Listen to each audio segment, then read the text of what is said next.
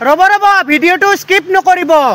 মই গংগাত জল লৈ অসমৰ পৰা কেদাৰনাথলৈ পদযাত্ৰা কৰি আছোঁ। আজি মই বহুতেই হেপী, কাৰণ কিয় জানেনে? কেদাৰনাথ পাবলৈ মাত্ৰ 178 কিলোমিটাৰ বাকী আছে। যিহেতু অসম বশিষ্ঠ মন্দিৰৰ পৰা কামাখ্যা মন্দিৰ হৈ সুদূৰ ৰাম মন্দিৰৰ পৰা হাৰিদুৱাৰৰ পৰা 11 লিটাৰ গংগাত জল লৈ কেদাৰনাথলৈকে পদযাত্ৰা।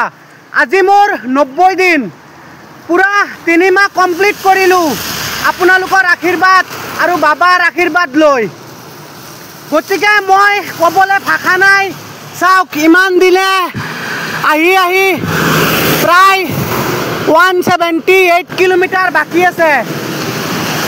গতিকে সঁচাই মই খুবেই আনন্দিত হৈছোঁ আজি। মই ক'বলৈ ভাষা নাই। যিমান কষ্ট হ'লেও, যিমান যি হ'লেও মই হাৰ মানি যোৱা নাই।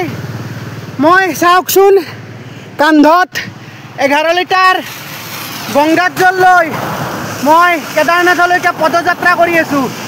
আপোনালোকৰ পৰা এটাই বিচাৰোঁ, কমেণ্টত এবাৰ হৰ হৰ মহাদেৱ, কাৰণ সেইটো কমেণ্টে মোক বহুতখিনি উৎসাহ যোগায়।